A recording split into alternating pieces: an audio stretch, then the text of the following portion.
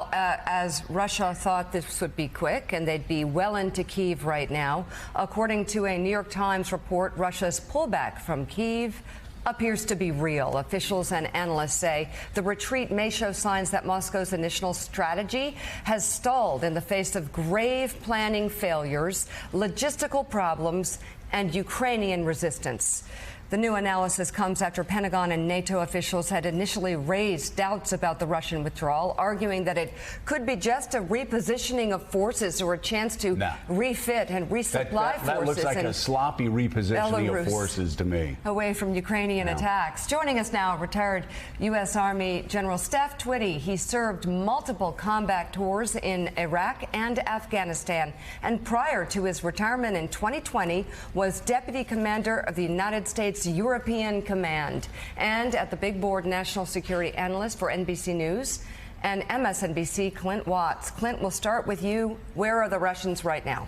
Mika, remarkable turnaround in the last 3 weeks. When we look here, it was all red 2 weeks ago. What do we see now? We see lots of light blue being where the Ukrainians have conducted counteroffensives and taken back territory. I'm going to start in and around Kyiv.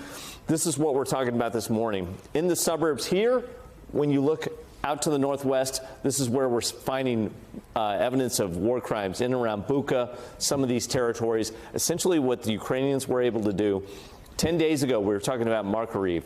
It's a suburb out in this area. They were able to launch essentially a counterattack, and that left these Russian troops here exposed. Essentially, they could have been cut off. And what you're finding now, you're hearing the story of lost Russian units or individual soldiers are essentially left in these suburbs right here, fighting off against the Ukrainian military. Separately, what I want to say is when you watch the Russian withdrawal, imagine an organized one would be 3 or 4 units. 2 would continue to fight forward like this, and 1 would retreat. They're not even successfully pulling this off. This entire unit here, remember, this is the convoy that was stuck in week 1 and 2. They've been a disaster on the battlefield. They're being chewed up by the Ukrainian military. And we're having the same thing happening here out to the east by Brovary, where essentially Ukrainian counterattacks are pushing through, Russian armor trying to screech back to the border, essentially to safe harbor. When you pull it back to the bigger picture, this is what we're talking about today. Over here in and around Kyiv, troops moving back up to Belarus, essentially to be repositioned down here in Kharkiv, this eastern front. Now, in the eastern front here, Izium was a key battle that we were watching over the weekend. The Russians claim that they have taken this area of Izium. Their goal, essentially, is to link up these forces here in the east. Once they have that northwestern axis and this one in the southeast linked up, they'll be able to unify their forces around this broader area, which is known as the Donbass here.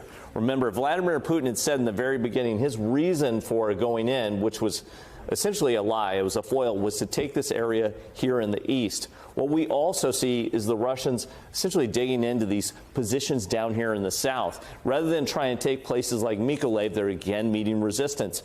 And so they're setting up defensive positions. Mariupol is where we're watching the humanitarian disaster and that corridor that they're trying to establish. But my big picture, I think, takeaway is you will find that the Ukrainians will continue to take places up in the north.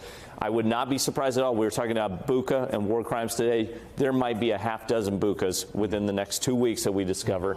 And separately, between Kharkiv and Izium is really where the battle is. So I think the question for the Ukrainian military is, can they continue the fight, continue the counteroffensive, and push Russia back? The last thing I would add is there's lots of reports of Russian soldiers deserting, refusing to fight. I would be shocked if these units here that fought in and around Kyiv so poorly, when repositioned, dismantled, and put in other units, are going to be really motivated to fight against a Ukrainian military that is on the upswing. So I'm not even convinced that Vladimir Putin, his strategy has gone from, do I want to lose everywhere or do I want to win somewhere, essentially in the east? I'm not sure he can even pull this off at this point. Chilling to think there may be more Buchas out there right now. So. Hey, thanks so much for watching our YouTube channel. You can follow up on today's top stories and breaking news, or catch up on your favorite MSNBC shows all in one place. Download the NBC News app today.